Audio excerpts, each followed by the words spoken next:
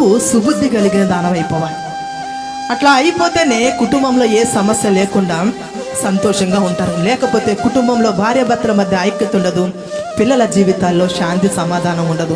వాళ్ళ పిల్లలు చదువుకోలేరు, ప్రార్థన చేసుకోలేరు, ఇంట్లో ఉండలేరు, ఇంట్లో తినలేరు. ఎంతసేపు స్నేహితులనో చుట్టుపక్కల వాళ్ళ ఇళ్ళనో అట్లా వెళ్ళిపోతూ వాళ్ళు భయంకరమైన చెడు అలవాట్లకు అలవాటు అవుతారు. స్త్రీగా నువ్వు కొంచెం తగ్గించుకుని, నీ కోపం తగ్గించుకుని, సాత్వికంతో, నెమ్మదితోటి, ఓర్పుతోటి, సహనంతోటి నువ్వు ఉన్నట్లయితే గనక నీ కుటుంబము సంతోషకరమైన కుటుంబంగా ఉంటుంది. నిత్యము కూడా నీ కుటుంబంలో స్తుతి గీతాలు వినపడాల. నిత్యము నీ సన్నిధానంలో కుటుంబ ప్రార్థన ఉండాల.